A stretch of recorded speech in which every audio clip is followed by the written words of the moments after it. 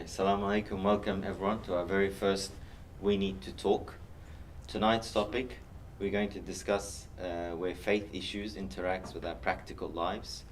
Tonight's topic, we're speaking about verses 278 and 279 of Surah Baqarah, and I'll read those verses in a minute. But this is the first of three sessions. Next week's topic, they'll be discussing the topic of evolution in Islam, and the week after that, we'll be discussing the matter of the hijab. So we'll go straight into it. Just before any rules, if we can have our phones on silent. Now this topic, personally, it's a heavy one. I'll begin with the verse of the Qur'an. The philosophy behind tonight is we don't want to just talk about topics. We want to connect it to scripture. What does the Islamic sacred text say on this topic? What does the Qur'an say? What does the hadith say? Are they the same? Are they different? When it comes to every issue, but particularly tonight's issue of riba and interest, and what are the different understandings, and then obviously the discussion will aim to unpack other matters about the historical context, today's financial system, today's interest. Is it the same as the Quranic riba or not? We'll discuss those issues. I need to confess that I am no way an expert in this topic. In Turkish, there's a saying that the jahil person is very brave. I was brave enough to facilitate this, but I'm confident that inshallah I have a lot of questions, because the last week I've been researching this topic and I've got a lot of questions for our speakers ready. So I don't have the answers, but I do have the questions. So I'll begin with the verse of the Quran, and then I'll introduce our speakers and we'll get straight into it. So the verses of the Quran are, and I'll recite in Arabic. أعوذ بالله من الشيطان الرجيم. بسم الله الرحمن الرحيم. يا أيها الذين آمنوا اتقوا الله وذروا ما بقي من الربا إن كنتم مؤمنين فإن لم تفعلوا فأذنوا بحرب من الله ورسوله وإن تبتم فلكم رؤوس أموالكم لا تظلمون ولا تظلمون صدق الله العظيم. One translation of this verse would read, O you who believe, fear Allah and leave whatever is left from interest, if you indeed are believers. And if you are not able to, then declare of a war with God and His Messenger. But if you repent, then to you belongs the principal amount. You will thereby not do any injustice, nor will any injustice or tyranny be done unto you. So I'm just like to introduce our speakers. To my right, we have Ustaz Ahmed Hassan, who's not only a friend but a lecturer at the Center of Islamic Studies and Civilization, SISAC, at Charles Sturt University. And his main areas of focus has been Islamic history and Islamic finance. Ustaz Ahmed is also an educational and financial advisor to a number of organizations. He is a certified practicing accountant and holds a degree in commerce and a master's in Islamic studies. Brother Ahmed has been involved in designing and implementing a number of education and academic projects related to Islamic finance, youth education, correctional facilities, religious educations, and classical Arabic. He brings with him a wealth of business and academic experience, and I've had the joy and pleasure of reading Sunan of Imam Tirmidhi, and I aim to continue that with him, inshallah. On my left, I have Sheikh Dr. Shabir Ahmed, who is not only has been a Sharia advisor since September 2014, he has significant knowledge and expertise in matters related to Islamic finance and Sharia law generally. He's an active member of the Australian National Imams Council, and he was educated at the prestigious Jamiat al-Ulum al-Islamiyya in Pakistan. He also has 2 PhDs when it comes to Hanafi fiqh and hadith in particular. Recently I had the privilege of interviewing Dr. Shabir about the details of exactly what he did those PhDs. It was very interesting.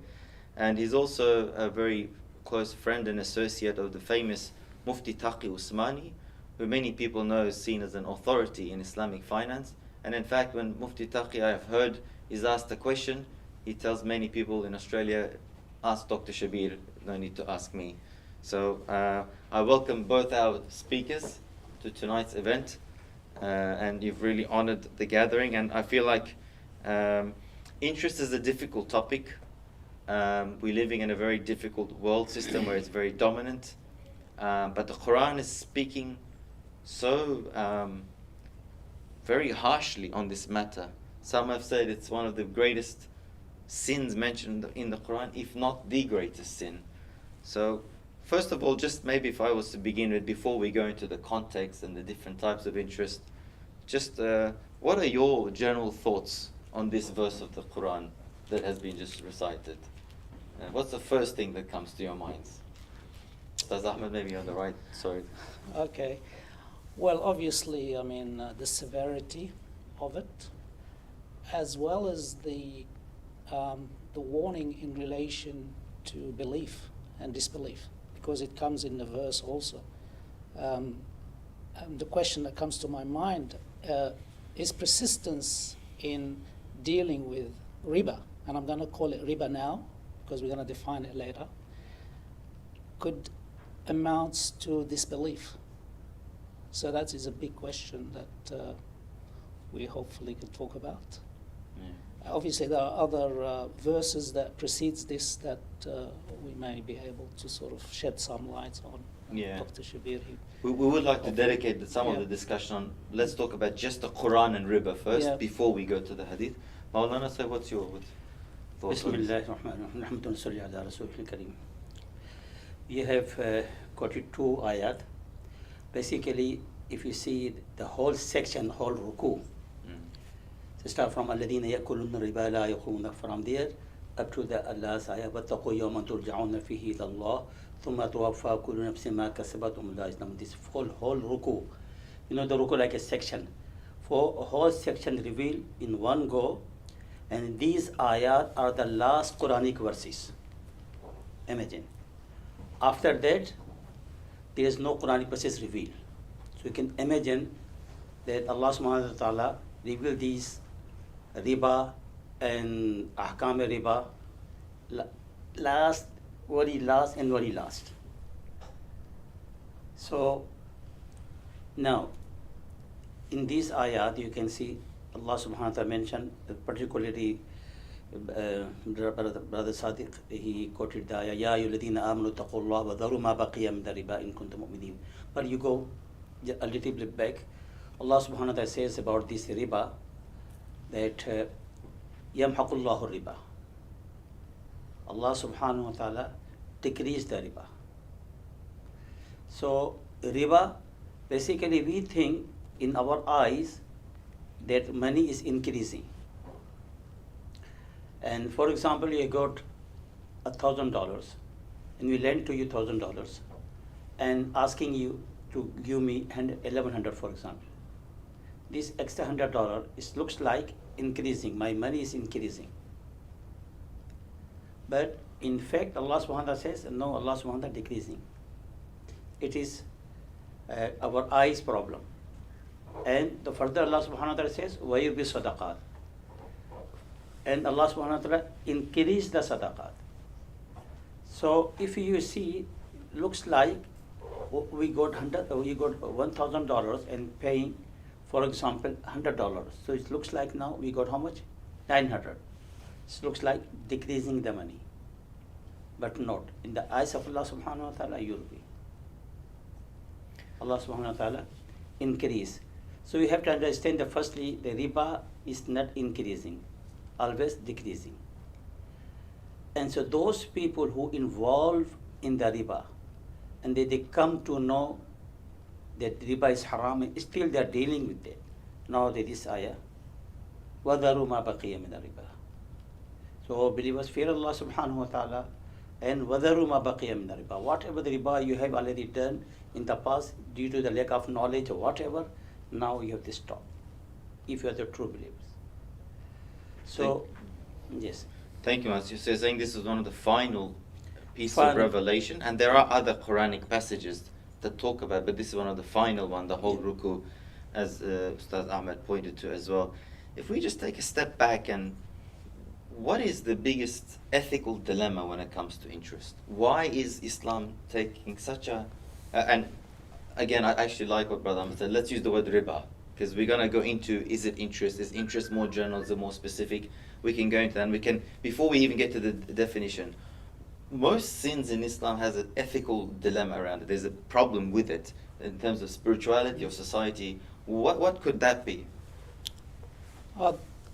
You have to understand Islamic economics. You have to understand what is it based on. And to put it simply, justice, adl. So Islam, one of its important foundation and cornerstone is adl. Tawheed is one. Prophecy, Prophet Muhammad being a final prophet is one, the day of judgment, but also justice. So the Qur'an talks about justice. It's an important theme. So when we talk about justice, we talk about justice in everything, not just in one particular area. So when we look at economics, when you consider the world, there are multiple worldviews about what economics should be. Example, we are all familiar with the material economics, which is the contemporary economics model, which says humankind will be happier or happy if they can do whatever they like, spend whenever they want, and buy whatever color iPhone they want, and will replace it whenever they want. So that definition of happiness is based on consumption. Now, there is a worldview that says, no, that's not happy man. Happy man is a person who can live happily, but also can allocate part of his time to spiritual matters. So you're not working hard all the time just to buy things. So that's a religious worldview. Islam is related to that religious worldview. So that religious worldview is not only for Islam, it also, it's related to other religion. But Islam is actually quite, it defines those concepts in terms of day-to-day life, day-to-day matters, financials, inheritance, charity, and all of those things are quite well defined. And now we're talking about the economics aspect and the finance aspect. It's all related. And two important concepts related to that is economic justice and social responsibility. So when we're talking about economic justice, we're talking about justice in the form of financials. How should the financial system be to ensure there is justice? Is it socialism? No, it's not. Is it uncontrolled ownership? No, it's not. It deals Islamically with how we earn income, how we spend income, and what do we do with the income when we're no longer here. Because all of that related to our role as a Khalif, where it's really not our wealth, it's a wealth that Allah subhanahu wa ta'ala has provided for us to do the right things with. Now, from those concepts, you get what's called social justice. And social justice is a concept that's also used in contemporary economics and business also. But it is my personal expertise on it, and I've worked in the corporation world for nearly 30 years. It's given a lip service. It's not really what we call social justice or social responsibility. It's mostly to look good, really, and do a few things here and there. But in Islam, it's not. It's about you are responsible not only for yourself and your family, you are responsible for the entire society. Can I just ask you, you've mentioned there justice a few times. You said it comes fundamentally to justice. And the verse that we recited says, La tadlimuna wa la tuzlamun. So you do not wrong, no, you're wrong. And zulm, we know, is the opposite of it. That's but correct. what about riba is zulm? And Dr. Shabir can talk about it. What is it? Because a lot of Muslims are wondering, this is haram, this is bad, I'm declaring more. But we have to understand, what is the zulm aspect of this? The zulm aspect is simply put, you cannot earn income from something that is used as a temporary measure for exchange. So it doesn't make money by itself. Money does not grow. If I have $1 million sitting in my at home under my pillow, if I come back 10 years later, it's still the same amount. It doesn't do anything. It doesn't generate anything.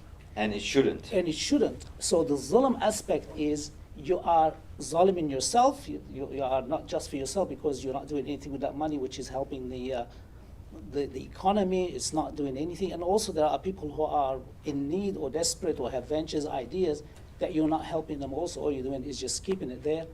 And the zulm aspect is the risk issue. So you're making money out of money, while other people are taking risk and other people are deprived of it. Yeah.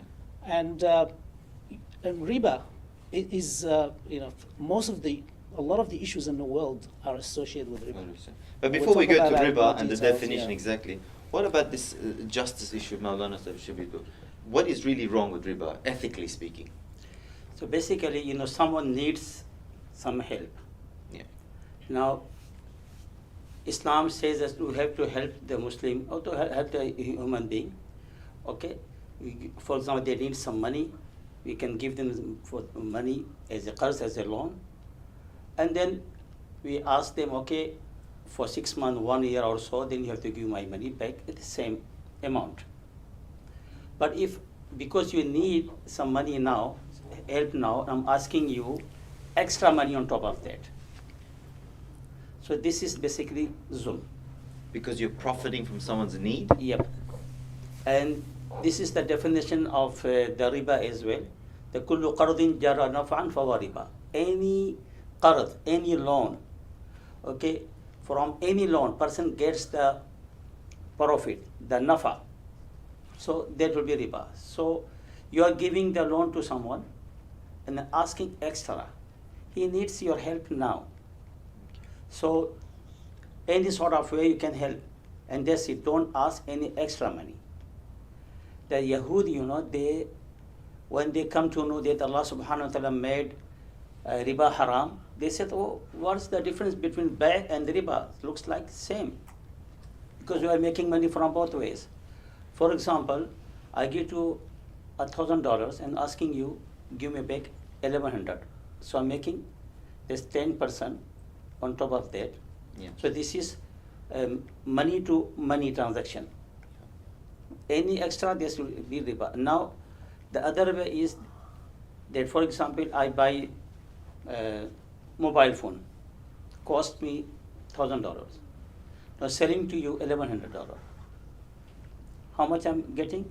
$100. 10% from here, and money to money, 10% taking, and money against the commodity, I'm taking same thing, the profit. The Yahud, they think, they believe that, oh, this is, both of them are same. There's no difference between riba and bay'. But Allah subhanahu wa ta'ala says no. Ahallallahu al-bay'a wa harma riba. So use your money, okay, and you buy the commodity, buy the stuff and sell to the market, as the brother Ahmad said that, you put in the money in your under pillow, and then after 10 years. So, but if you use this money for the community or the people can get benefit. You're buying the stuff, selling the stuff, people, involved in the tijar, in the business. And Allah subhanahu wa ta'ala made this bay' halal and riba haram. So problem, the zulm is here, that you need some help. Now I am taking advantage of it. So what we've had a few answers. One is you're exploiting people's needs, Yes. and you're making one of it. One is you're not allowing, money shouldn't give birth to money.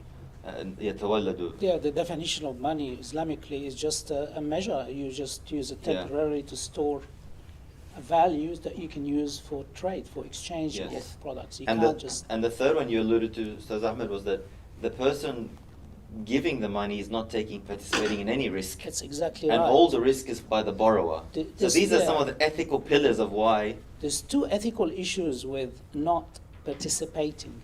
Allah subhanahu wa ta'ala did not create man to sit idle. Exactly. Man has to be active, has to work, has to learn, has to plant. This is part of our responsibility, part of our role. I mean, we worship, and also part of our worship is actually to be out there, to be meeting other people, to be witnessing to the Active. witnessing to the signs of God. So we have to be active. If I just have money and I'm sitting at home and I've got it in the bank and it's earning interest, I am not playing my role as a human. I am just sitting there. So that's not justice also, not for me and not for others. Even there's the philosophy behind zakat is Yes. so to encourage you to keep it active, so you're not. Exactly, yeah. I just want to add something about injustice. A lot of people, I think when you look at riba and its impact, it has impact both on the personal level, on the community level, on a national level, and on a global level. And all of its impact is negative. There's nothing good about it. I know, and we'll talk about some counter arguments later, but let's talk about the global level. Example, my country, Lebanon, is going through a terrible time. Lebanon has always had a fairly reasonable economy. It survived the civil war and so on. But it went through a period where it borrowed a lot of money from the IMF, from other sources. And they can't now, as a result of corruption and bad economic management, That's a given in the Middle they East. cannot service those loans. So what is happening in Lebanon? The economy collapsed. Social order is collapsing. So there's chaos. And that's because they can't pay the interest on the loan. They have no plans of paying the loans. And that is repeated in so many other countries in the world. You have to look at Africa, look at some of the countries in Asia. They've all been subjected to that. And what does the IMF and World Bank do? They come in and enforce things on you. Why do you think chocolate is so cheap? Why do you think coffee is so cheap? It's because they force poor countries through that borrowing to do things. They don't allow them to invest in progress, technology, and things that will progress the countries. They want them to do things that will help them. So that's injustice also. So on a global scale, a lot of the countries are just have so much debt, they beg for some of that debt to be forgiven because they can't even afford to pay the riba on it. The other aspect on the individual level, and I touched upon it, consumer spending. How many of us know people who have huge credit cards balances and worried about how they're going to repay it? And they have to work day and night. They have to get their partner to work day and night. Meanwhile, their families are left at home. They can't, there's no social life, there's no life about that. That's also injustice. So it goes through that broad spectrum. And that's the impact of riba. This is real impact. Yeah. I heard from a famous scholar, contemporary scholar, passed away, Ustad Sayyid Nursi, Rahmatullah, he said, the world's problems can be summarized in 2 sentences. As long as I'm hungry, I don't care about who's, as long as I'm full, I don't care about who's hungry. And the other one is, you work and I benefit. That's right. And that seems to be, one seems to be pointing to zakat, one seems to be pointing to riba as the two. Well, just before we finish, and then I want to move on to then the exact definition of riba, because you offered a nice Arabic definition, and we'll see if there are any other views. One of the purposes of tonight, brothers and sisters, is that we want to present to you some of the most authority voices in our community. We've got authentic and scholars in this field, but also we want to hear what other views out there that are going around the Muslim community, so we're aware of it. So when you come across it, you don't think like, where did this come from? But just to finish up with the justice, the verse says, "La tadlimuna wa la tudlamun." And I guess this is going to go, the topic is very interconnected, so I'm finding it hard to separate it. But is there a level when you're speaking from an ethical angle where you're some sort of riba, especially the one that's gaining it, the sin is greater, the zulm is greater than the one giving it? Is there a hierarchy? Now I know about the hadith, that they're all equal, but would you want to shed some light into that? Especially, when you said you're exploiting people's needs. So that seems to be the one gaining the riba, getting the riba is more. See, as you mentioned, the hadith says all equal. لعن الله آكل الربا وموكله وكاتبه وشاهده. All 4 categories of people who consume the riba, who gives the riba, or who writes the riba, who witness the riba. Prophet Sallallahu Alaihi Wasallam said, "Hum sawaun." All of them are equal, of course. But of course, if you want to categorize, there will be like giving the bribery and taking the bribery. Okay, kilahuma fin nar. But ar-rashi wal martashi kilahuma fin nar. But we can say, if you are in badly needed and you have no option except to take some loan on the basis of riba, no options.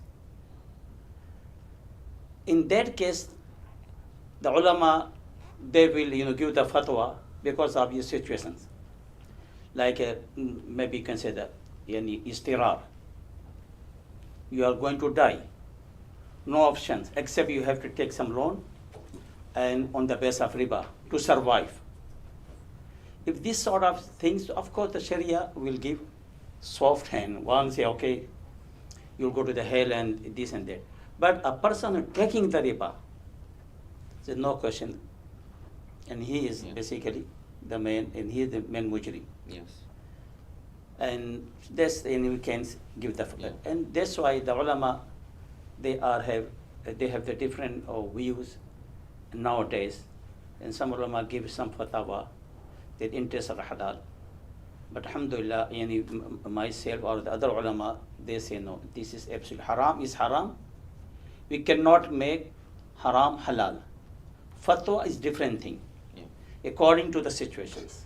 So before we go to that fatwa, because we definitely are going to go there, and this is a reminder, although we have a mufti that can give a fatwa, the purpose of tonight is not really to get your final answer on riba. So if you're here to come here to find out whether you can take that loan or not, tonight's not. We want to understand the Quranic verses around it, the hadith, the ethical principles, and the various views of the scholars around it.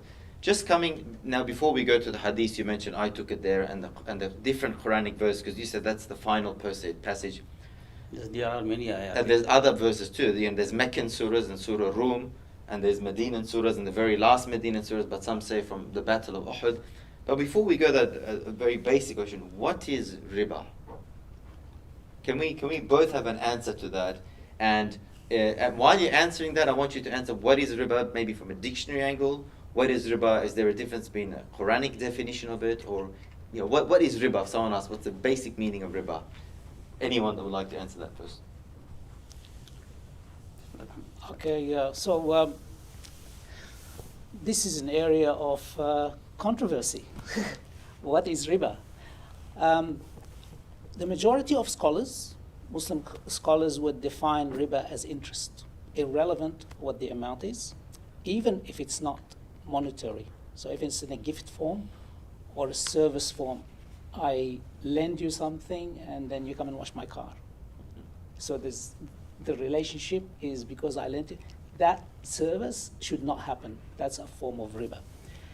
But when we look at the historically what we're talking about here, a lot of there are some scholars that says riba is only related to the context of the time when the prohibition or when the revelations and the hadith were narrated. And they say it's mainly riba jahiliyyah. That's the one that they're talking about, which is usury in the form of I lend you money. So there's a few types, but I'll talk about the simplest one. I lend you money, and then I say pay it to me in 1 year.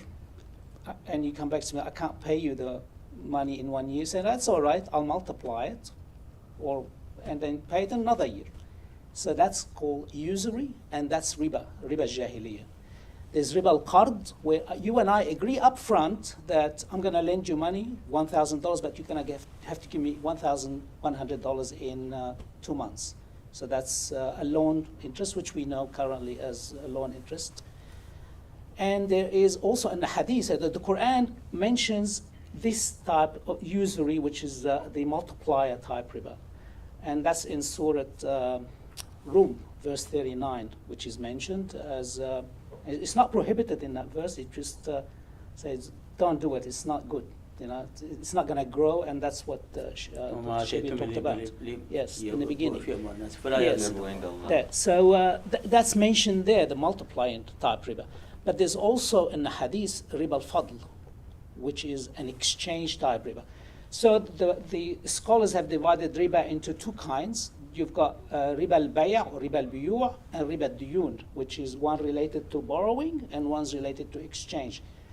The riba of the exchange is a little bit complex, and probably we won't get into it too much, but in it there's actually a form of hidden riba that is not so clear, and that's why it's prohibited also.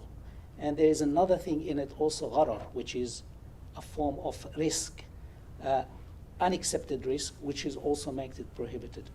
So when we look at the world as it stands today, the closest thing to riba would say it's usury, which is excessive interest. So that's how it's been defined. Because you've got voices that said bank interest is different. Bank interest is related to things like the cost of money, the time value of money. It's controlled. It's controlled by the reserve banks. For example, in Australia, the Reserve Bank decides what the overnight cash interest rate is, and the banks just add a margin to it and charge it to their customer or give it to their depositors. So it's all controlled. But usury was not controlled. And usury goes back to about 4,000 years. I mean, there's evidence that the Babylonian used to talk about it. And there's, in one of the museums in France, there's actually a evidence that the riba rate was about 20% at the time. So it's been around a long time, but the interest as we know it in the banks, it started in the Renaissance period in Europe. And that's where the banking started, and when the Europeans started investing and growing, moving away from agriculture into ventures and industry and so on, banks emerged, and those banks, historically speaking, they did help their economies prosper. But they were the ones that started charging what's called today's interest. So riba can be any of those.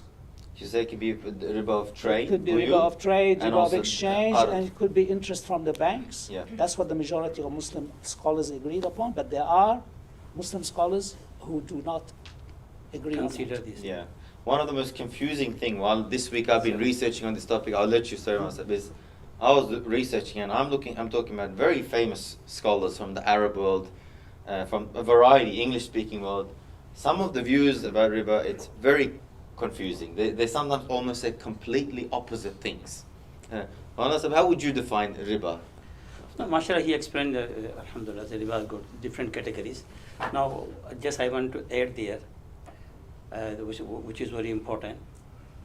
Hadith Umar radiallahu ta'ala anhu said, خرج النبي صلى الله تعالى عليه وآله وسلم منا ولم يبين لنا أبواب الربا. Prophet sallallahu alaihi wasallam departed from us, but he did not mention us the whole chapters of the riba. Then what Umar radiallahu anhu said, فَنَحْنُ نَدَعُ الرِّبَا وَالرَّيْبَ. So now we are going to leave the riba, any sort of riba. It Ustaz Ahmad mentioned, different sort of riba. Riba nasiya, riba jahiliya, riba al-fadl, riba. Different, any sort of riba. نحن ندع الربا. And alif lam here, the interest. So any sort of riba, we must leave war riba. Anything is doubt to the riba, we are even not going to touch this. So I know there are scholars, they said that nowadays the interest is different than the past one. That's why they allowed people to have the house on the base of riba. First house, for example, or first car, first business, this and that. They are trying to give some ease for the ummah. But what I'm saying is, we have to leave the riba and riba, any. And what's the riba? The riba doubt, any doubt. Yeah. Anything leads to the riba. Yeah. Somehow, somewhere, oh, maybe this is riba, leave it. That's why the other hadith, the Prophet said, ma yuribuka ila ma la yuribu. Very simple. Any doubtful things, leave it. Don't take it. But for sure, I mean, there's other hadiths that the halal is clear and the haram is clear. And then there's matters in between, so stay away from in between. But when the Qur'an speaks about riba, it's not speaking as if it's an in-between matter. It's explicit. It's explicit. It's one of the biggest sins. It's one of the biggest haram things. So, can we say, you mentioned a definition before, كل قرض جر النفع فهو ربا. Every loan. Now that's sometimes narrated as a hadith, and your expertise in hadith. Is that a hadith? Is that a weak hadith? What would you like to say around that? There are some kalam on this hadith, but anyway. Okay, but you're giving a definition. Would you say it's a hadith? No, we're saying the definition of that. Definition. That it's any loan that brings with it benefit. Yes. Okay.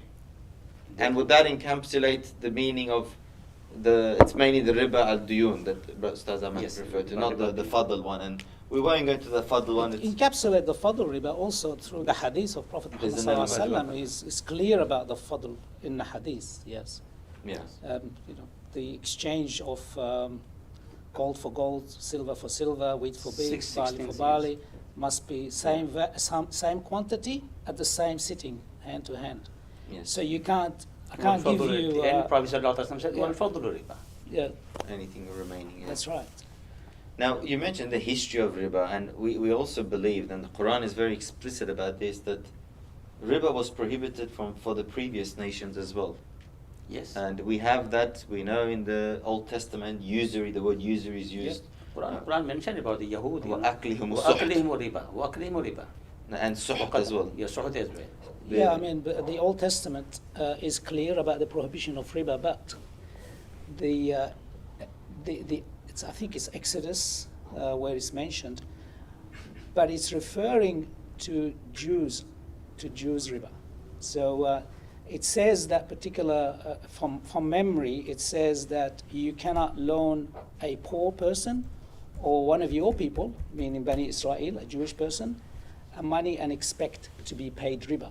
So the Jews have interpreted that as we can loan somebody who's not poor and is not Jew and get a riba from them. So that allowed them, through their rabbinical laws, which is like our Sharia law, to loan money to non-Jews. And that's why you've got anti-Semitism, because in the past the Christians did not deal with riba. The Christians did not deal with riba, so it was left for the Jews to deal with riba, and they were sort of managing the financial markets, and everybody started seeing, oh, look how they control all the banks and so on, and that's the beginning of all the problems that they had. Yes. So, but Christianity, on the other hand, they relied, of course, on the Old Testament. The New Testament is not very clear about the prohibition of riba, because there are also in the New Testament some verses which says charge riba.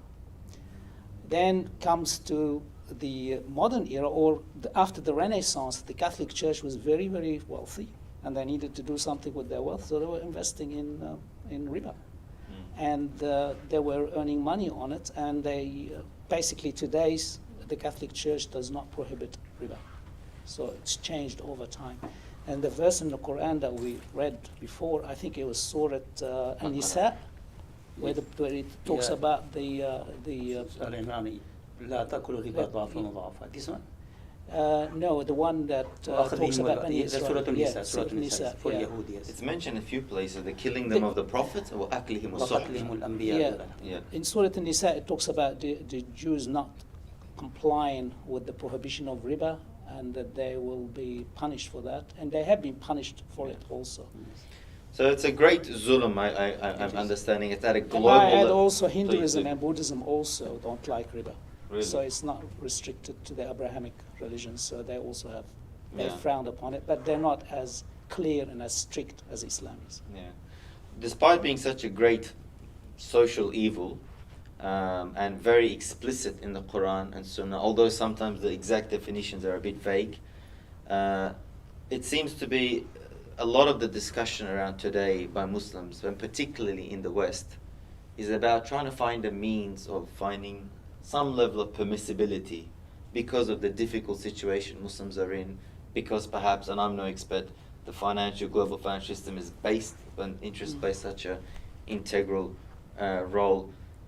Coming to this topic of need, now it would be really nice to speak about Islam leading the way of getting rid of the social evil, but we really like to speak more about, out of necessity, can we eat a bit of pig meat, or can we do it's all from a weak position. I guess Muslims are in a difficult circumstances. Coming now to this more topic of in today's times, where there are today's mortgage interests, is that easily within the category of riba? Now, you said that some scholars have denied that being as part of riba, but what are your thoughts on that, Manasab? You've permitted one of the famous Muslim scholars here, Muslim banks or financial groups they have some sort of model. What are your thoughts on normal bank mortgages? So normal bank, of course, they deal with the riba system. So there are scholars around the world. They, mashallah, they did ijtihad on this particular issue. And they introduced alternate system. So very important, people they ask me always about this, that why you say that you can go to the Islamic bank or Islamic cooperative, don't go to the bank. I just explained to them, and I'm going to say my audience. So firstly, we have to understand the definition of the riba. As I have mentioned before, interest riba is that money to money transaction, and you are taking any extra money. That is simple. We say this is riba. So when you go to the bank, basically you borrow the money. So they are the lenders. Okay, and then you are the borrowers. So if there any lending and borrowing money, and if you pay any extra, that is riba. So what our scholars like Sheikh Taqi Usmani and other scholars, they have done a lot of research on this issue. They basically bypass the system. So how they did? They said instead of giving money against the money, you can give extra against the commodity. So that will be fine. For example, I mentioned earlier, for example, I sell my commodity, like mobile, for example. I bought in $1,000, selling to you with $1,100. So this $100, this is not a riba. This is riba. This is profit, which is absolutely jais. No problem at all. Because I'm getting this $100 against the commodity. So in the Islamic banking system, what they have done, basically they changed the system. So in Islamic banking system, you are not borrowing money from them. They are not lending money to you. We have to understand, this is very important. No borrowing, no lending. What they do, basically they buy the house, buy the car, buy the things for you, and then they sell it to you. On the base of depends, Murabah system, or nowadays the very famous one, which is the Ijara. But there was the Musharaka too. So Murabah system, very quickly I just explained to you. Murabah come from ribh, the profit. And there are two types of Murabaha. One Murabaha is called Muajjala Bitajil, now cash. I bought the car and selling to you. I bought the car for $10,000, selling to you $12,000, $15,000. That's straight away I get my profit. Khalas. And one is Muajjala, pay later, after. Now here, for example, you want to buy the car. Car is $10,000 worth, but you don't have the money. So you're asking Islamic cooperative or Islamic bank, I want to buy this car. Islamic bank will buy the car for you and then will sell it to you in 3 years' time, 5 years' time, for example. What they think that, okay, if I put this $10,000, the bank think or cooperative, $10,000 into the market, how much I can gain the benefit, the profit. So he calculate the profit for 5 years' time. Say, okay, now the car value, I'm selling you with $13,000. Cost was $10,000, but selling to you, that's called Murabaha Muajjala, pay later, or pay bil ajal. Or you can see what they do, they basically split into the 36 month, 3 years time, with the deferred payment. That's called Bab al-Taqsid. I'm sorry to cut you. You're going to now explain some of the more 3 different types of loans. But this is the alternate system. Yeah, but in summary, you're saying the Islamic banks treat it as a commodity. They get their profit based on commodity. There's no lending and borrowing happening. Yes, that's it. And that's what somehow makes that permissible, the profit. But the traditional banks, there's a loan element, Loan element. which is not permissible. You can see it on the contract, lender's copy, Yeah. borrower's copy. This written very clearly. This Yes. means you are taking the money. Yes. Now we have that famous fatwa that we know that the European fatwa that allows, at least for Muslims who can't have access to an Islamic bank. You know, it was given a few times. Most people have heard this, the first house is allowed. And in that steering committee, I think it was Sheikh Abdullah bin Bayyan, those other scholars, they said that for the first house, because of darura or haja, and maybe you can get into it, they said because of darura it's permissible, and sometimes haja is at the level of darura. You've shown you're disagreeing with that fatwa. Yes, obviously. I don't. Of course, Yeah. myself, I don't agree. Yeah. Well, what are your thoughts on that fatwa? Well, the rule of necessity is quite strict as to where you can apply it. Yeah. It is not haja. Haja is a need. Can you satisfy that haja in other ways? Can you rent a house? Yes, you can rent a house. You mean it's not a darura? It's not a darura, it's Yeah. not a necessity, because there are legal maxims that says darura is limited by its impact, Yeah.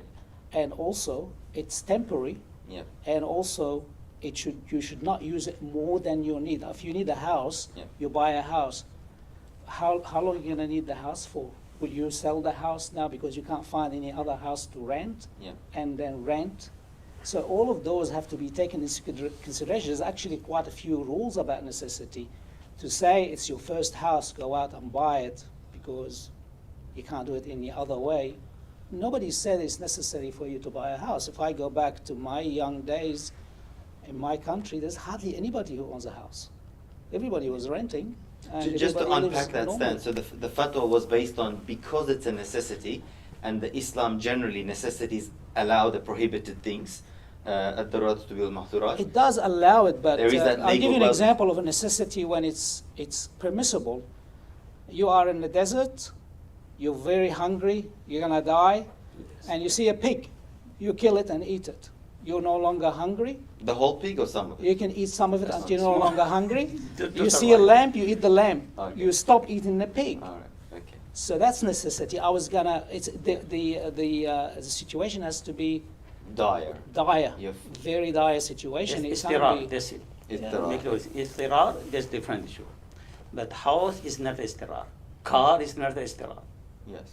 Now the argument, Maulana Sabiz and Ustaz Ahmad, the argument that they're saying is that that in social matters, because yes, darurat is about what keeps you alive, but even the haja things can be applied to that. So if something becomes a haja, it can allow the prohibited, is what is being said. And these are by some of these fatwa committees. Is that, from an usul al-fiqh perspective, is that They take this responsibility. This is their responsibility. We don't Yeah. want to take this responsibility, big responsibility. And because we got the alternate system, alhamdulillah, so why not? We can avail the alternate system. which is the Islamic bank? Islamic, cooperative, Islamic bank, Or renting itself, is that an alternative? Yes, Renting is an alternative. Yeah. of course. Yeah. And sorry, you got better off if you live on the rent. You're better off than paying, buying the house. There was, I remember one of my lecture, a man told me that I have some research on it, which is very good. I want to share his research. He said, look, we buy the house for the period of 30 years, for example. Okay? Now, we start paying. And then people, they have excuse, so I'm buying the house for our kids. Now, when kids get, mashallah, married, they will say, look, this is a very small house for me. Can't live with my wife, my kids. Kids will go away anyway, live with the house anyway. So you are still living there for 30 years. And you don't know one person is going to die. When you die, he put a lot of debt on his head, on shoulder. Instead of this, if you are paying the rent and living there peacefully, no headache. And if your kids, they don't want to live with you, don't have any problem because you don't own this. Mm-hmm. So you'll be better off. Then you're buying the house, then you're struggling entire life. And after 10 years, you need some renovation. You paid 50,000 so far, not taking again 50,000 to renovate the house, and one big room because my kids are growing now. They need another room. So under this, one go out there. So we've been accustomed in Australia and Western world is that a house is a necessity. To own a house is a necessity. You know, this is the dream. The dream is to own a house. And as a result of that, we moved that from a nice to have into a must have. So that sort of changed our perspective on what is a necessity. But the divine law, the Sharia law, doesn't change. It's for all time. It's always going to be that. Otherwise, Allah subhanahu wa ta'ala would not have said in those ayat what is being decreed here. Is like, don't do it. Yeah. And you will be at war with God and His Prophet if you do it. And I just want to talk about why these verses are so severe. It's because the people at the time of the Prophet were also having this debate. They would be saying, well, how can we have trade if we don't have somebody who will lend us money to go to Sham and buy products and come back and sell it for profit? So in their mindset, this was normal. So when the prohibition of riba started happening, it did not happen in one go. It says, stop it. Yeah. It happened gradually. Just like the alcohol, just like the macer, just like a lot of those. Yeah, so socially transforming a society doesn't happen overnight. So Allah subhanahu wa ta'ala was revealing, say, look, I'm going to start opening their minds about this is wrong. Yeah. So that came, so don't do it. It's in the eye of God, as the doctor said. It's not increasing, it's actually decreasing. You better paying off zakat for increasing. And then came, look what happened to the Jews. And then came, after Uhud, there was the revelation also, which says it's prohibited now. And then came this verse. So people were slowly getting to it. In relation to the Umar hadith, and I think there's some doubt about that hadith, is because how come Umar only asked about what riba is at that point, even though there was all these revelations that were happening before. So that hadith is actually used by people to say, oh, riba is not interest, because Umar did not know what riba is. So we have to be careful when we are also quoting some of those hadiths, because they're being used to counter some of what we are saying. And so just like that, we are now in the same situation. We are in a contemporary world where we see we can't live without borrowing from the bank. Simple. So we have to rewind and go back and say, well, they felt that way too, and slowly they moved away from it to the point where nobody was dealing for riba. For hundreds of years, the Muslim world did not deal in riba, because they were just know the idea, no, it's haram. And suddenly we're starting to sort of shift back, unfortunately, because of those necessity and because of other things. And what really surprised me was Mufti Takht Usmani has one of his letters to the High Court in Pakistan published as a book, because this became a matter of legal debate in Pakistan, and people were using that Omar's hadith to say that no, let's allow the major banks in Pakistan to charge interest, because Omar didn't know what it was, radiallahu anhu, so we don't, and so it's allowed. Those who scholars, they quote this hadith, they don't mean this. Yeah. They mean basically saying about the last part of the hadith, which is the ar-riba. Yes, that's correct. The riba is a good point, but it's being used without that part. Yeah, some people use it to say, look, if Omar didn't do it. like la taqrabu salah, full stop. Stop. Wantum sukara. Yeah, that's together. When you're drunk. Yeah. And they also claim this hadith is munqati', so there was no more. They go into. Just while we speak about hadiths about riba, now some hadith about riba do speak very harshly. Maulana Sahib, if you want to comment on that, some of them compare it like you're committing fornication with one of your family members. What are some of our thoughts around those hadiths? Are they authentic? Could there be an element of exaggeration? Any thoughts on that? Sorry, I haven't warned you guys about some of these questions, but I've been just researching and I want to ask these questions. Some hadiths speak about riba in a very, as if it's like committing fornication with a mahram or something like that. 36 times. Yes. Like Are these, now there have been scholars like Ibn Jawzi and all of them have been saying that anything that mentions fornication and riba is somewhat, it's a sign of nakara, or Would you say that if we go through this, then of course the people they talk, even the Bukhari is a hadith of Bukhari too. Okay? So not one hadith, there are so many hadiths we can combine together. Ta'idat.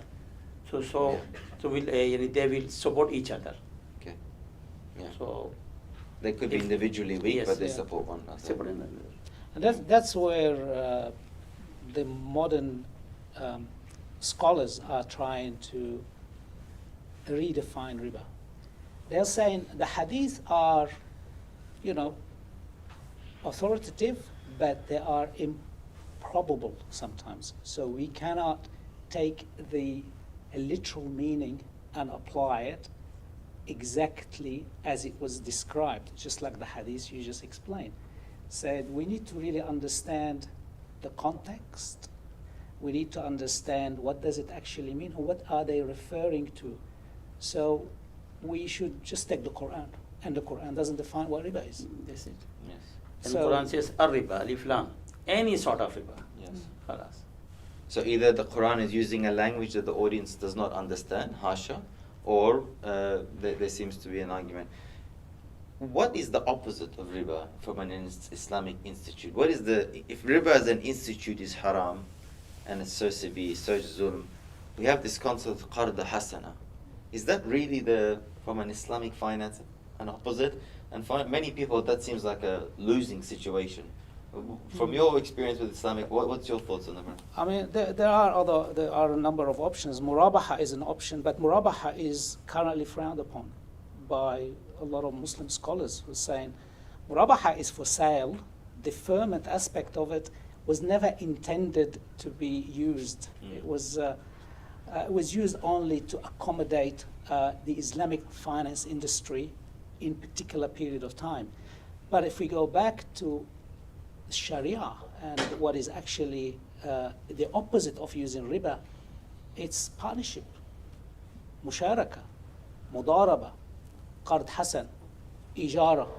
So these are all options where people can actually use, and they are all Sharia based. There is other things called Sharia compliant, and this is where the Islamic finance industry could be criticized, is because they've taken contemporary financial products and repackaged it, redefined it, added an asset to it, took out the words riba out and said, here it is, this is now Sharia compliant. Some said they've taken the old classical contracts of They financial law in combine a Islam, number of applying it contracts to- and they put them together and say, they add wa'ad, they add aqd, and like wa'ad is a promise. They also add for example, the murabaha contract.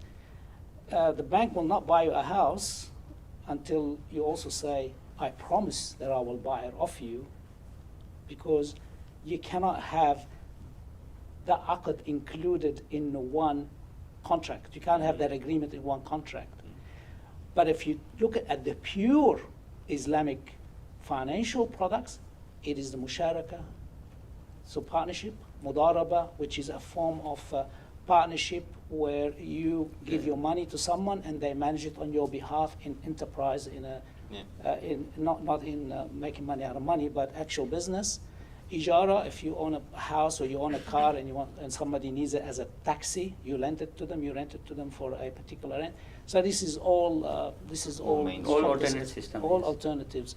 There are also other alternatives. I'm only talking about the main ones. Just because before Dr. Saab was going to get into the different types of musharaka and ijara, and I stopped him there, and we'll get back to that.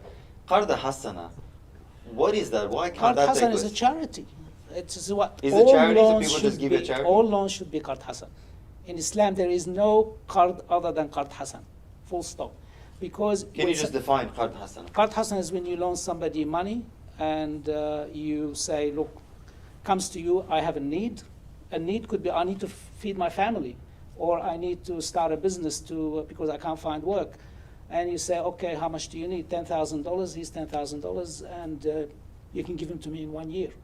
He comes back, and you come back in 1 year, he either give it to you, or he says, look, I don't have the money to give you.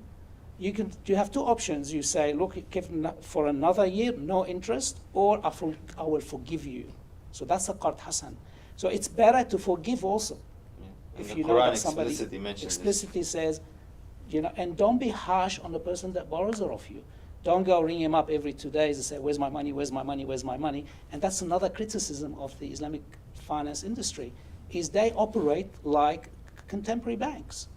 They are talking about, yes, we don't have riba, we are Islamic and so on, but their processes and procedures, their transparencies, they need to be Islamic also.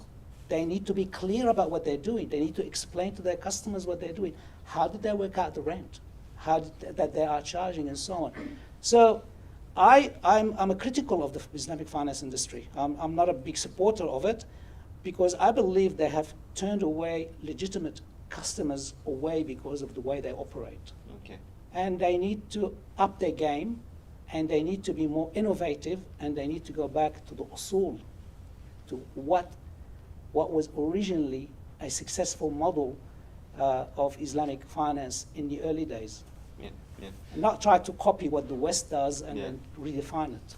And I'm Yeah. not saying that's haram, by the way. I'm saying that's still compliant with Sharia, but it's problematic. And that's where it really comes down to as the... long as they follow the rules. Yeah. Is it really, Dr. Shabina, if you can mention a few things about your experience with Islamic banks, and if you want to, that is, I mean, I know they've been seeking your fatwa on this, and is it really in line with Islamic ethics, or is it, look, it's really bad, but at least it's not haram, from what you see it? How do you view it? Once we say halal, that means that's halal. We are not in doubt and giving the fatwa.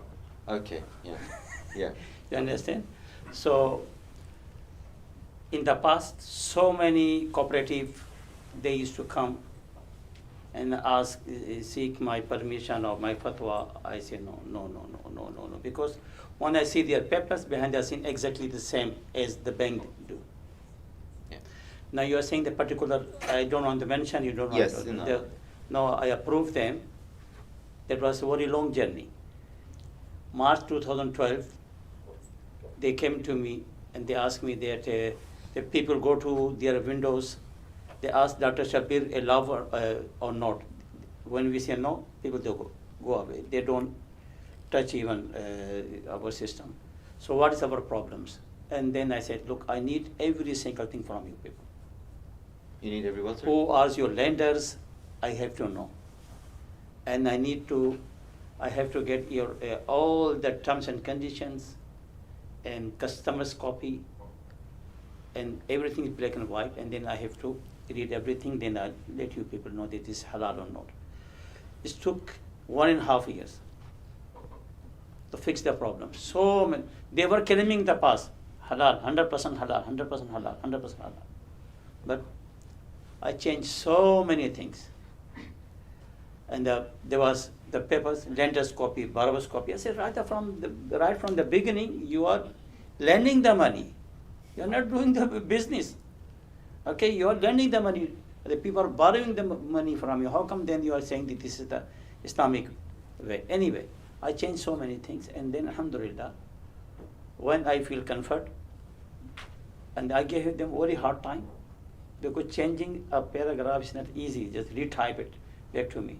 They have to go to the lawyers, and then they have to check with the credit law, and then they say if it is okay or not. Then they go from there. Anyway, so it took me from March 2012 to September 2013, 1.5 years to fix the problem, and then alhamdulillah I signed.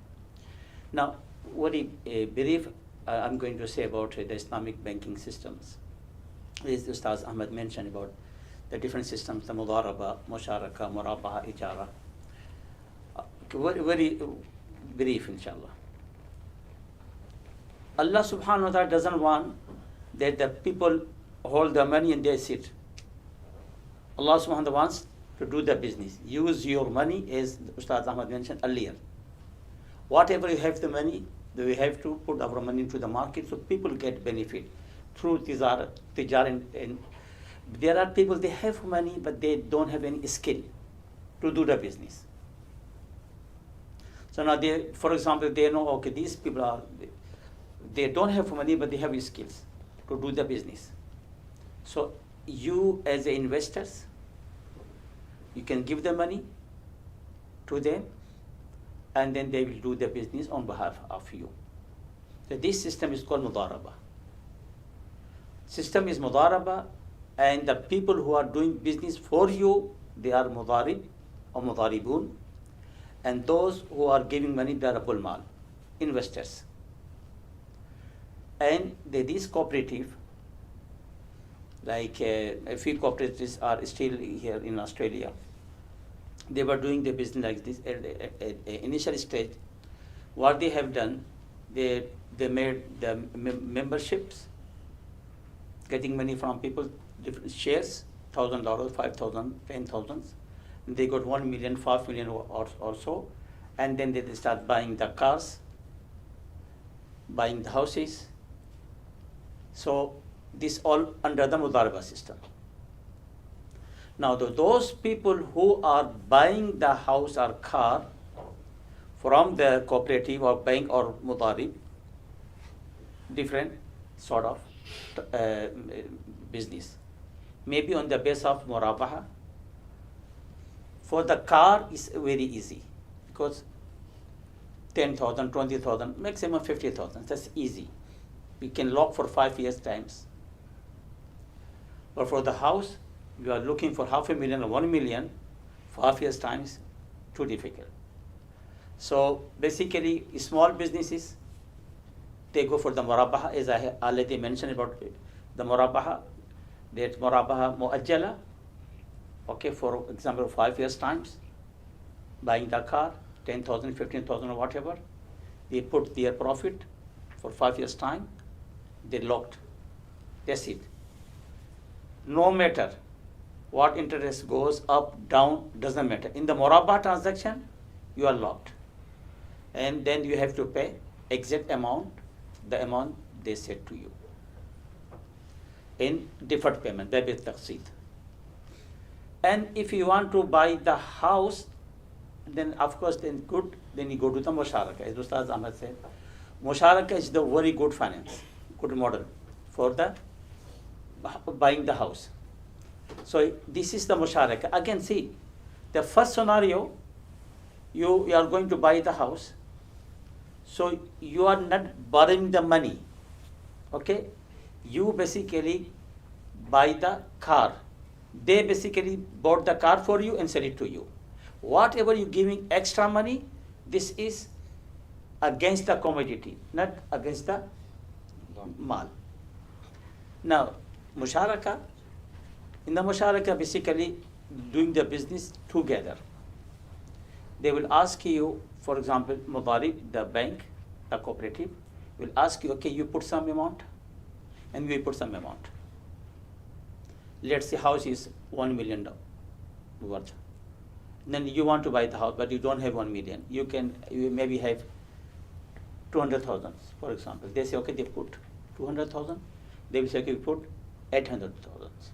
80% shares from the mudarib, from the cooperative or bank, and 20% from your side. And then they both do the business. How? So basically, these 800,000, this is from mudaraba, and from the investors, the people give the money to them. So now they have to give the dividend to the people, those who are investing their money. Then they have to earn some money. So what they do, so okay, now they say, okay, now we will get some profit through rent. So that's fine, nothing wrong with this. So they will ask you two things. One, that you buy your shares each month or yearly or quarterly or monthly, whatever, buying the shares. So you, the party is like 20%. So now you are getting, increasing your shares, and you are buying shares. More share you buy, you own more shares. And at the end of the day, when you buy full shares, and then everything is khalas, and then that property will be yours because you got 100% shares for that property. This is the musharaka system. In the meantime, they put this house on the rent. So they will charge the rent. So that trend will be their profit. And there's other system nowadays which is most common one. That's ijara one.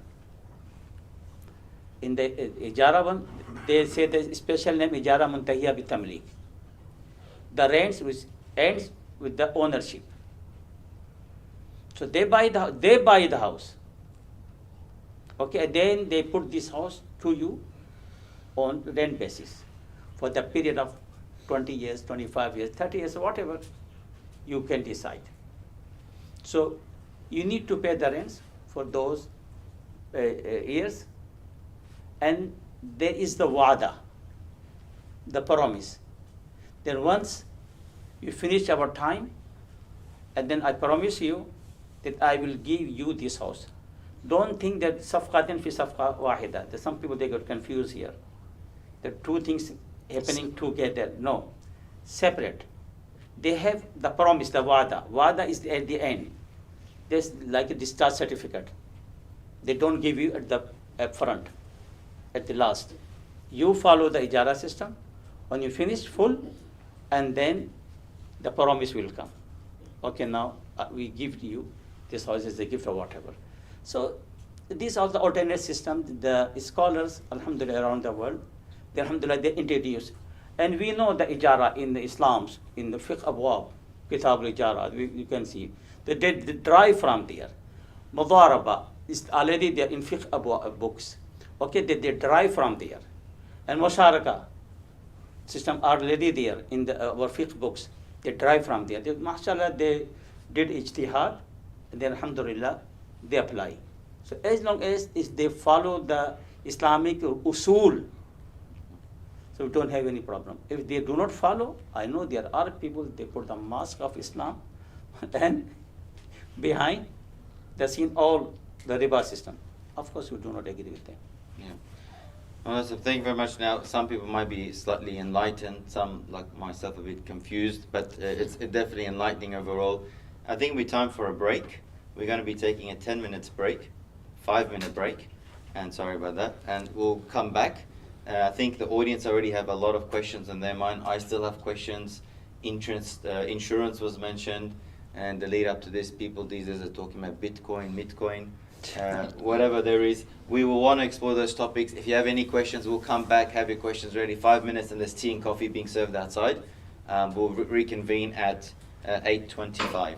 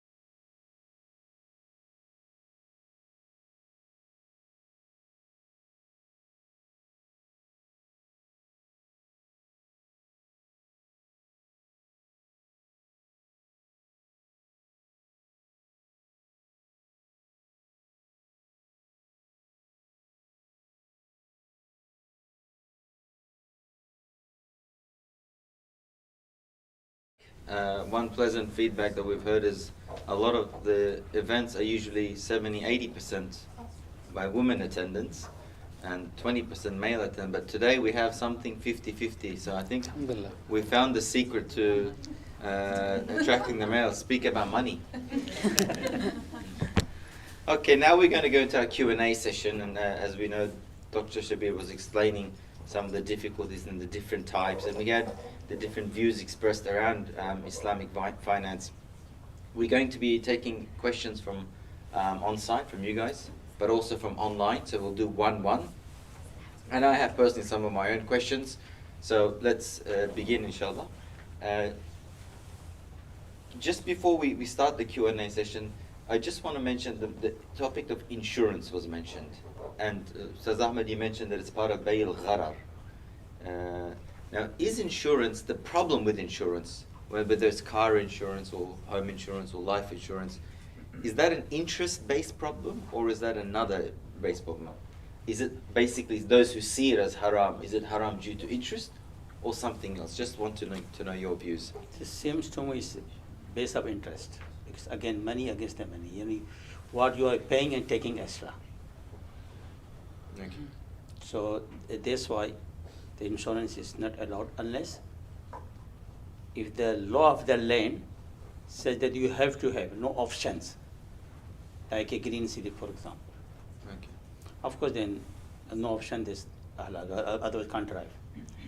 And for the car, if you're talking about the car insurance, so I just tell you the ruling, what the fuqaha, they say that there are two things. One is called jalbul manfa'ah,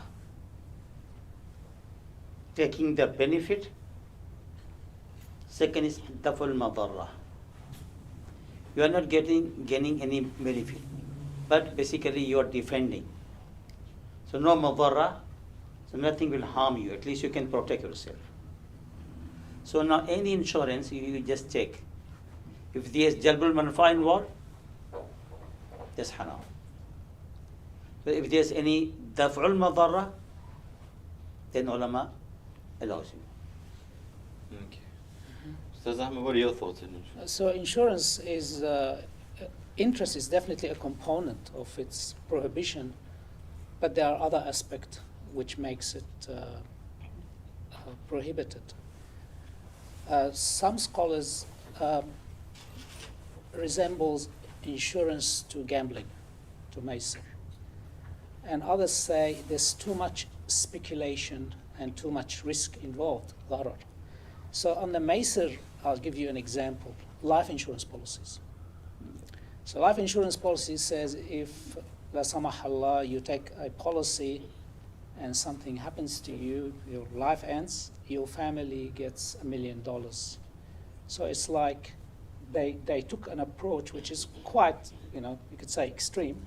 So it's like you're betting your life and your winning is your the reward for dying.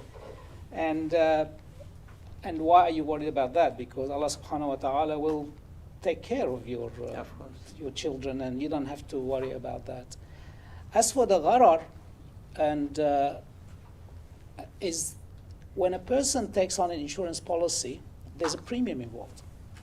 And you have no idea how much money you're going to get if you have an incident and you make a claim, because that depends on the cost of the damage. Usually insurance is about replacing damage. It's not about making profit. And it could be, you might decide, I don't want the insurance policy anymore, I'm canceling it. So all of the money you paid is gone. It goes into the shareholders who owns the insurance companies' pockets and their bank accounts. So it's like you're given money, as Dr. Shabir says, it's like money for money, profit made on money. And so the gharar aspect is that you don't know how much premium you're going to be paying over the next 5-10 years, because the insurance companies will always increase the premiums. And so there's a lot of speculation, and there's always one way. So the insurance company have the upper hand. They decide your risk, how much we're going to charge you, and all you do is just comply and pay. Yeah. And you don't understand what you're doing. I mean, insurance is a very complex area. I mean, to do a There can be a whole night on yeah, insurance, yeah. exactly. But in essence, there is that element the of essence, uncertainty. and insurance companies invest their money into interest-bearing accounts, deposits. Of course, they put Yeah. money. So they're money for money. So there's the interest, there's the macer, so you're betting on something, you're betting on, la samahallah, your house will get burnt, and you get reward. And you also, you don't know what's going to happen with all your premiums that you're paying or how much money you're going to get back. So it's not a true sale Yeah. according to the Islamic law. Alright. There is an alternative Islamic product, Of course. of course, and the alternative Islamic products is a mutual responsibility. Tawakkul. So it's like takafful, sorry. Takafful. not Takafful. Tawakkul is actually an insurance I didn't know also, you by can the buy way. some at Tawakkul. No, it's an insurance because you just leave it to God. Tawakkul, khalas. That's it. No So insurance. takafful Just is when a yes. group of brothers get together and say, look, we live in this town, and if one of us is in difficulties, like there has an accident or the house gets burned, we will support them. So let's all put money together. They put the money together, and when that happens, they take the money out and they give it to them. So, in fact, that's how insurance companies started in the beginning. They were all like that, a mutual responsibility. So it fits right into the social responsibility and justice. But then it became too much Yes, profiteering. it became, insurance companies then started setting up as companies, multinational companies, because there's profit in it. Insurance company makes a lot of profit, just like banks do make a lot of profit also. So anything like that is problematic. Thank you. I'm going to open up the podium for any questions. Now, a few people make comments to make your question answers. Before we judge, I remember one thing. There are people, they do the janaza service. They are doing under the takaful system. Yes. Paying money. Okay, if something happened to someone, cannot pay the money, no, don't worry. Mhm. The This- janazah, this- the funeral yes, services. this is Okay. under the takaful. Okay. I think we've got our first question. Yes. Oh, we do have a roaming mic. Sorry. Thank you, brother. Thank you so much for everything you guys have explained so far. It's been quite enlightening. I do have a question in regards to necessity that you were mentioning, and in regards to the fatwa as well. So you kind of define necessity as there's no necessity in having a house. But what if that's reconsidered as there's a necessity for accumulating wealth? Because in Islam there is a recognition that property is quite important, and we see that in our inheritance laws, in our property laws as well. And given, for example, our discussion on insurance as well, even if you do choose to rent and you don't have renter's insurance, it's kind of inadvertently creating, not because of any Islam's fault or whatsoever, but given the economics of society, it creates an institutionalized system of poverty for the Muslim world. So I was wondering, in light of that, would there be, I mean, I know you guys can't give a fatwa, but would there be scope to perhaps consider allowing at least first home buyers something You like that? answered your own question by saying the purpose is accumulating wealth.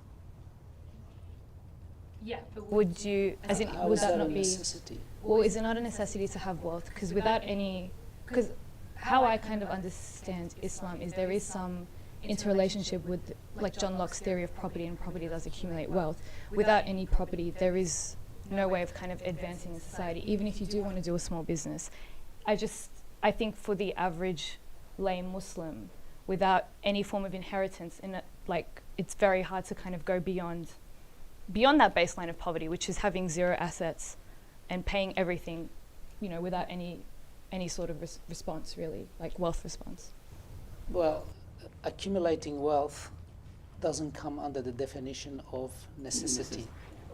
Full stop. It's you are, and we go back to whatever accumulates as a result of riba, in the eye of God, is reducing. It's not accumulating. So your best investment is to invest in your afterlife, not in accumulating wealth in this world. And I'm saying you shouldn't do it, but there are alternatives. You can invest in property funds. So you can benefit from the increase in the property market by finding an Islamic property fund who are involved in helping people buy houses. You have the alternative of borrowing from an Islamic financial institution also. So there are alternatives, and that sort of cancels the necessity aspect. You can accumulate wealth by investing in halal instruments, not only in houses. So the fact that there are alternatives to accumulating wealth through your work, through your effort, through your investments in active economic ventures, that sort of takes the precedent over borrowing money from the bank to accumulate wealth. So it's so many all the alternatives. halal businesses, you can earn money from there through halal businesses. If you know how to run a business. Now you don't have to then you mudaraba go to the the Sheikh mudaraba talked system, about. as I mentioned. You So- give your money to the Islamic cooperative. They will do the business for you. Will Yeah. buy the house, will buy the car, then they will give the dividend. There are brothers who are putting their money together and buying businesses. And they are a lot more wealthier than people who bought a house. In fact, they never think about buying a house because it's an opportunity cost for them. If I invest my money in a house, I cannot invest that money in a more profitable business, which earns me instead of whatever the capital gain on the house is, I'm making 20, 30% annually as a result of investing that money in the business. I'm not managing it. I'm giving it to somebody who's good at managing that business to manage it. So there are those alternatives. Okay, I think we've got a lot can be said with that question. A lot of people mentioned the intergenerational wealth building. So and there's a lot of discussion. At the end of the talk, I'll refer to some resources that I came across. But we do have a few online questions. Let's have the first one, please. Yes, very strong opinions online. Just the first question, why do Islamic banks charge more than the normal banks when it comes to mortgages using that selling system, the one that you've mentioned, Dr. Shabir? In addition to one thing, what I fail to understand is where is the source of money for these Islamic banks coming from? I'll let you answer. Okay. I just, halal is the quality. And quality stuff always expensive. You understand? We can buy the car in 90s model. That will work. I can drive that car. I can fulfill my needs. But I want to, mashallah, buy Ferrari. Okay? Okay. And then I have to pay for this. This is the quality things you have to pay extra. Just I'm giving the simple. Now, the technical answer, I'm telling you this. See, halal, because they don't have much in the market. Anything, the less amount is very expensive. I give you the other example. For example, there are machine slaughtering chickens and one hand slaughtering. And both are mazbooh, slaughtered. Here, I'm not going to say the ikhtilaf, I'm telling you the real masala. The reality is, in the hand slaughtering,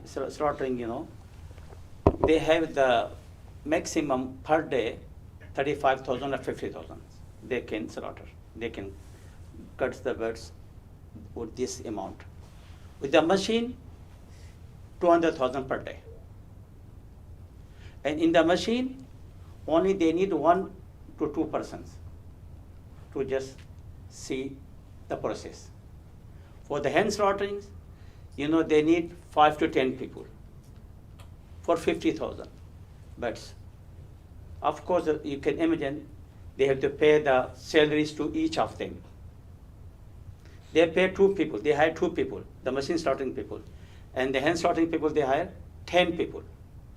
And in the market, when the people they sell hand slaughtering, that will very expensive. Then the machine slaughtering. So what we say, because this is halal, that's why it's expensive. So now the bank, they don't have billions of dollars behind them. They don't have to worry. But these people, the Islamic cooperative, few millions they have. And of course then, and the investors are almost Muslims, for example. So they have to give them the dividends as well. That they are struggling. Not too many. That's why the charges need to be higher than others. So we have to understand this. Now the second part of this question is about who are their lenders. Okay, now two ways. One, the Muslim community, okay, they give their money to them to do the business. They call internal, so amongst the Muslim community. Once they got the external fund. Now, this is the question. They sometimes get money from the bank, different sort of bank. Of course, bank deal with the haram system, but they deal with them. The internal one, we don't have any questions because the Muslims, they are putting their money together to the mudarib and they are doing their business for you. Now, sometimes they need the money, okay, from outside, from the bank or different lenders, and they are dealing with the interest. Is that halal or not? That's the question. We say this is still okay as long as the transaction between mudarib, I mean the bank or cooperative, and the customer, if it is halal, then we don't have to worry behind what's going on behind the scene.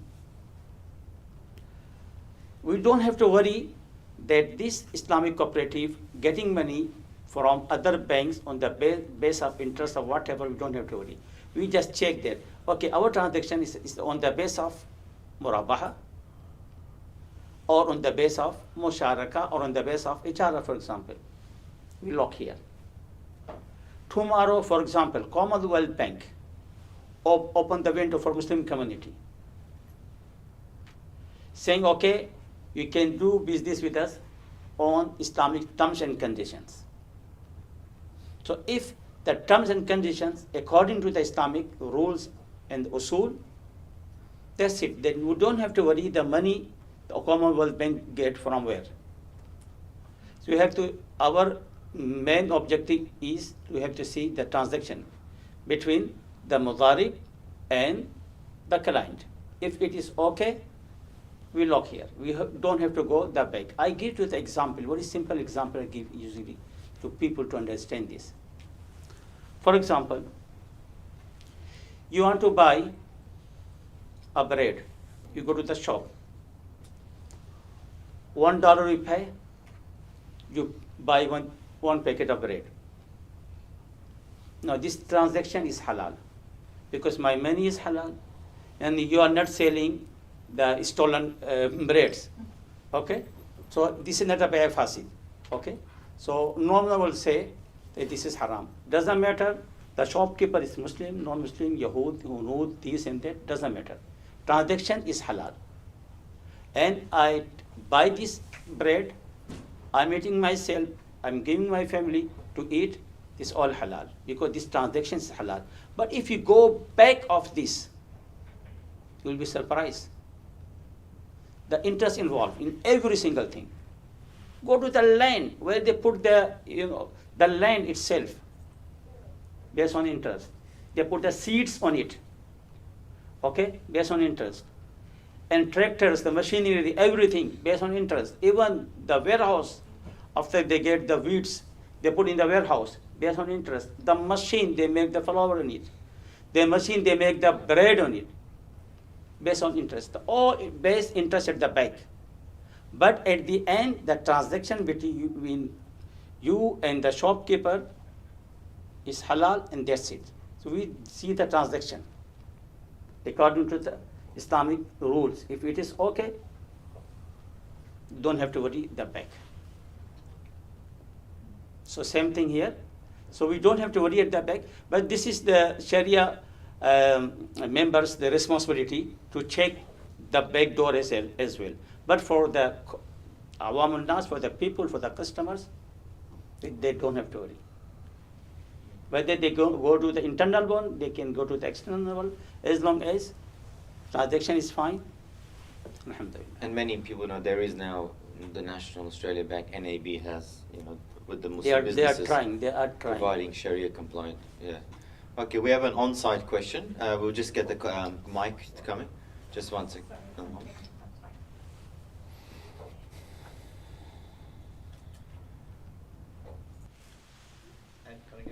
Just while the camera's phone is coming, Yes, please.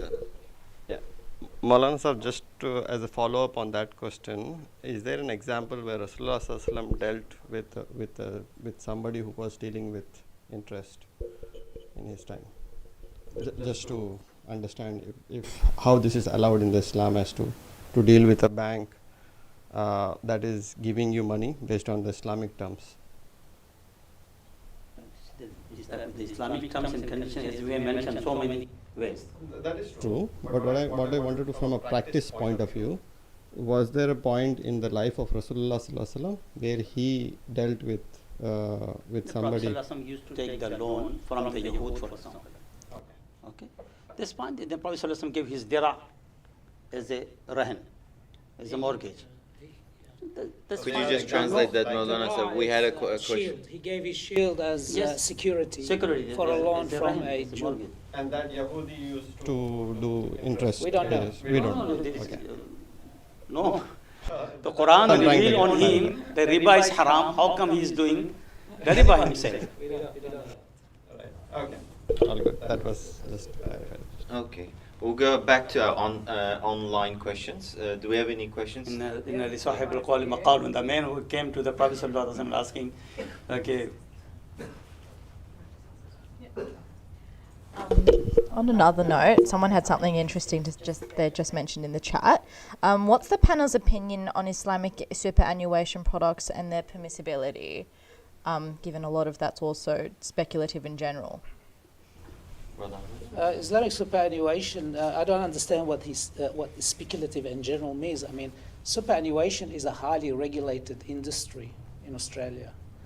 And generally, it's very regulated. And it's divided into different layers. So when you give your money to a superannuation fund, Islamic superannuation fund, you're dealing with perhaps the retailers. Behind that, there are managed funds. And those managed funds is where your money is going. So they just take your money and invest it into managed funds. And if those managed funds are Islamic, then you've got no issue. Because the retailers are not experienced in managing your investment, so they give it to people who are able to. So there are rules about how those Islamic funds operate, which industries they invest in.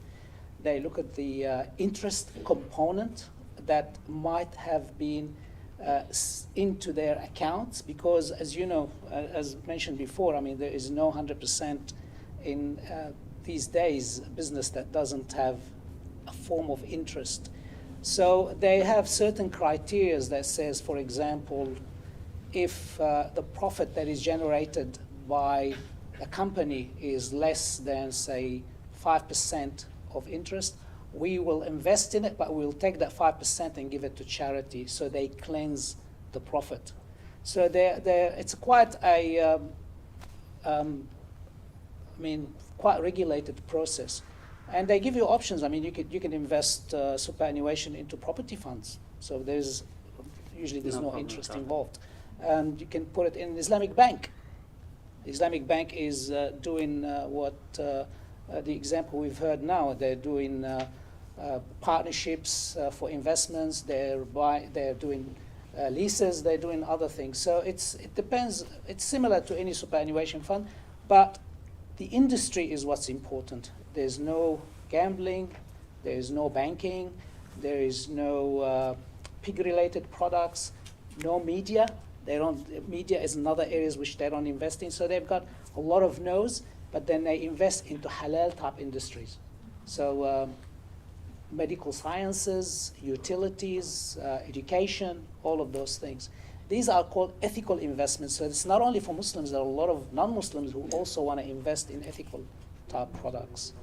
So what's important is to know when you are investing with a superannuation fund is what is their criteria for interest and where are their investments going through. And if you're happy with what you hear, you've. And also you have the self-management. So you can do yourself. You choose yourself. If you are in doubt, maybe they use your money in the riba system. No, you can manage yourself. And then, as Ustaz Ahmad said, that now you can manage yourself, giving money, with Islamic cooperative, or you can buy the house, buy the properties, buy the lands, and do the business. As sister was asking before. Okay, now you can do your business, okay, with your own money. Yeah, But of course, yeah. you cannot withdraw, but you can do the business, self-management. Self-management are good for people who have a lot of money, but not for people who are just starting to work, because they cost a lot of money to have because of the regulation. The government wants you to have audited accounting statement. They want you to have all the and you need to hire accountants. They have to audit you. So it's Of course, complex. without cannot do. Yeah, so it's suitable for somebody who is wealthy, who wants their superannuation. They can manage it themselves. They can invest whatever they want, and do a self-managed funds. I think questions that keep coming. This is very interesting, but we do have 5 minutes, I believe, or 10 minutes. Sorry, I've been told 10 minutes left. So, do we have any questions from? 6. We've just had an online question, an on-site question. Brothers have questions. One is regarding to... Just one sec, sorry, brother. Sorry. This is for the online people so they can hear. Just a few resources that I would just mention, and inshallah I might mention for the links to be uploaded as well. One is I found Mufti Taqi Usmani's book that deals with the verses that deal with interest. Very interesting. He does a contextual analysis. When were they revealed? The ones around Uhud period.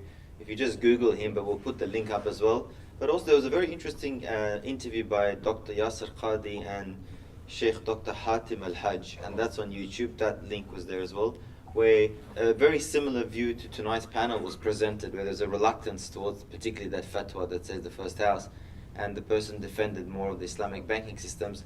But he also really expresses some of the concerns and the somewhat sad situation that Islamic finance as in general really is, where it's really not meeting the ethical standards that Islam can really be at. So those are some other resources people can look into, inshallah. Yes, brother, what are some of your questions? I've got two questions regarding, one is the insurance and the other one is obviously the interest. With the insurance, like there's a lot of other insurance products that's mandate for people in different industries.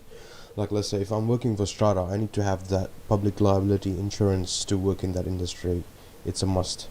Either I have a choice not to work there or work somewhere else, compared to insurance like, you know, life insurance, which is a totally different thing.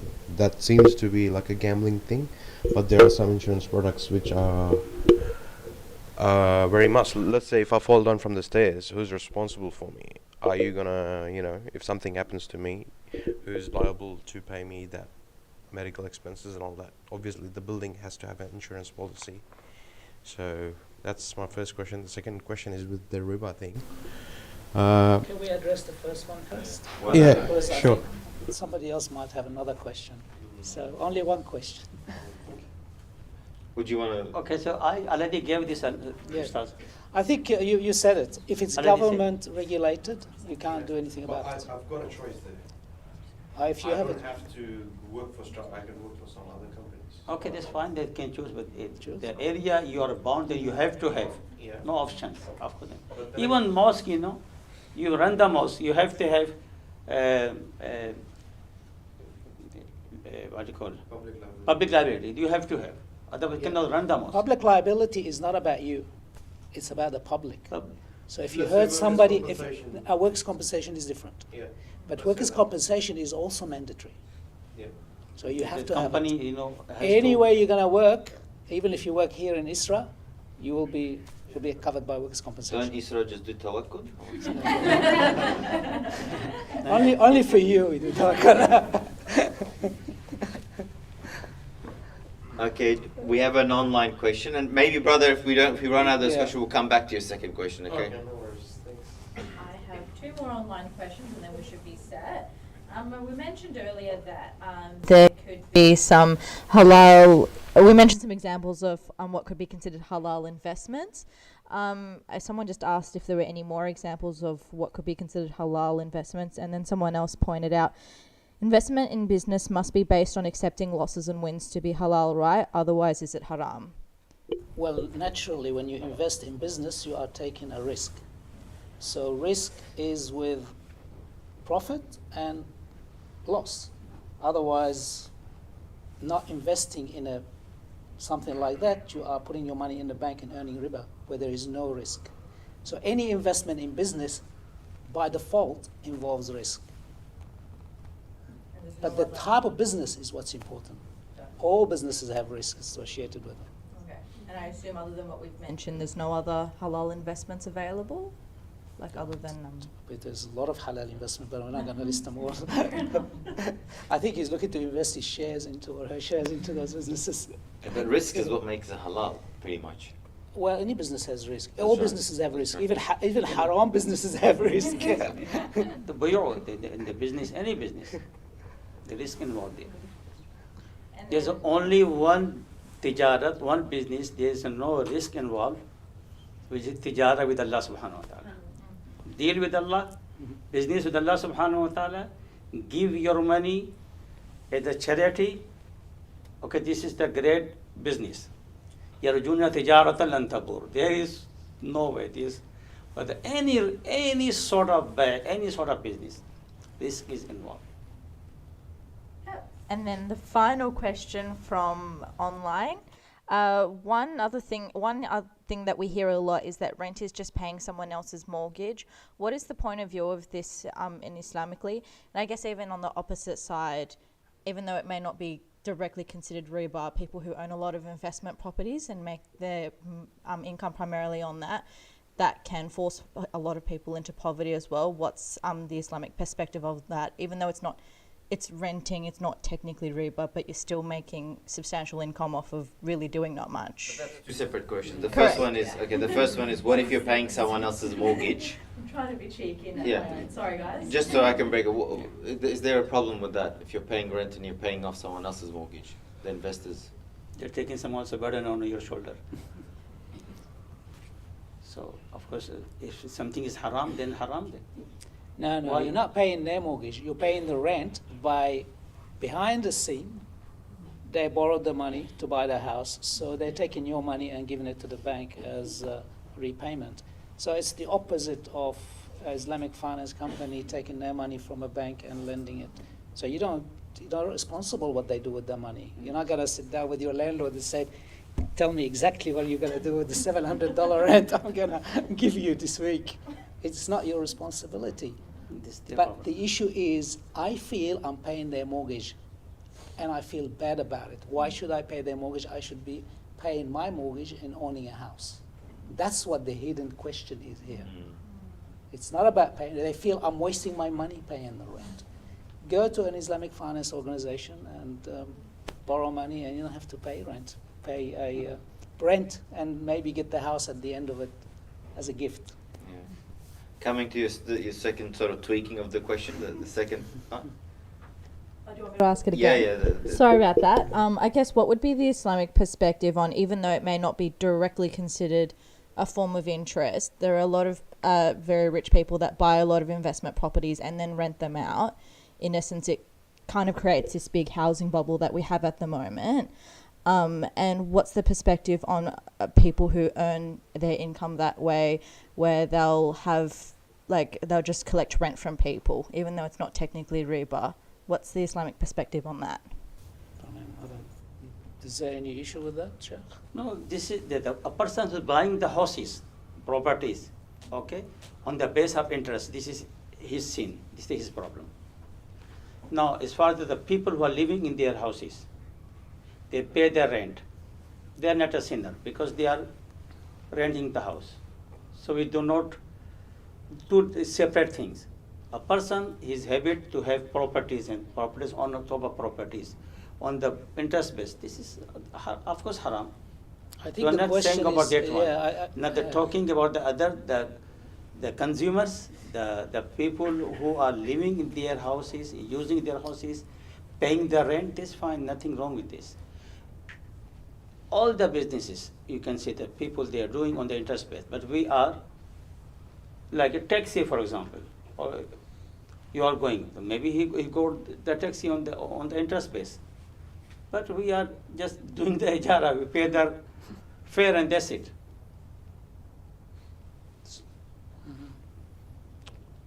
But a lot of these ethical dilemma type questions, there's that fatwa and taqwa perspective, where Normally you're answering on what's the fatwa, what does Islam say? The I minimum think they the have to- ethical part of this question, as I understand it, is the boomer generation bought a lot of houses, and they're making it very difficult for the younger generation to buy houses. Yeah. What is the ruling on that? I think that's what the question is they pushed the prices up. Well, the boomer generations are sitting on a lot of properties, but they're also sitting on a bubble that could burst at any moment. And they would be losing a lot of money as a result of that, perhaps, or may not. But those boomers also are about to leave this world and move into the next. So there'll be a new generation inheriting a lot of houses, and inshallah the wealth will be used properly, not being wasted. Exactly. And yeah, but I understand. I mean, I have young kids who are trying to and paying rents, and they think we will never be able to buy a house and all of that. I see where this is coming from, and this is an unfortunate outcome of riba. This is when I talk about justice. Interest rate has been so low. If you have capital, if you own one house or two houses, you will be able to buy another 4 or 5 and then monopolize that particular real estate market and leaving the rest of the population with no options other than rent. So this is easy money. And the problem with riba is it helps the rich. It does not help the poor. It's the first off the rank that gets the benefit of it. If I go to the bank and I already have assets, the bank will say, hey, we'll give it to you and we'll give you lower interest rate. If you are just graduated from uni and want to buy a house, even if you want to borrow it from a riba, they will say, well, wait a second, can you afford that? And then they will give you a hard time, and they can get your father or your mother to be the guarantor. And that. So interest does not help people. It actually only helps the rich. And as the Quran says, so that the wealth is not just kept amongst the rich. Exactly. لا يكون الدولة بين الأغنياء منكم. They're amongst the أغنياء only. Okay, everyone, thank you very much. There's been a lot of healthy questions. Maybe there's more questions to come. Just going to mention that this We Need to Talk series is continuing next week. The topic is evolution in Islam. The verse is the very first verse of Surah Nisa. The speakers are Dr. Mehmet Ozop and Sadiq Ansari, also known as myself. So I feel uncomfortable advertising, but I've been asked to. So if you want, that's next week, and the week after that it's about the hijab issue. I really want to firstly thank our speakers for giving us their time and expertise. It was really good. We had a lot of the fiqh details coming out, but also the corporate side, and from both speakers. I personally have a lot of more questions, but for example, is investment interest a bit worse of a sin than thing? And what about negative gearing and all that? Many Muslims are talking about these issues, but it just goes to show that it's a very central pillar. Some might say it's a modern type of slavery. We talked about the ethical dilemmas behind riba, and we talked about some of the fiqh issues and the modern dilemma with mortgages. Perhaps we can dedicate more specific panels on different aspects of different financial products, inshallah, and we can get an expert MC we have expert panels to speak at it. I think we have some guests for this, to give some for the speakers. Yes, we do. We wanted to give a thank you gift to the speakers and the facilitator. Thank you for joining us. Thank you very much. Can I enjoy those? Yes, we can. Are they halal? Does Lint invest in interest? Okay, till next week then, everyone. Jazakumullah khairan. Assalamu alaikum. وأشهد أن لا إله إلا أنت أستغفرك وأتوب إليك. I think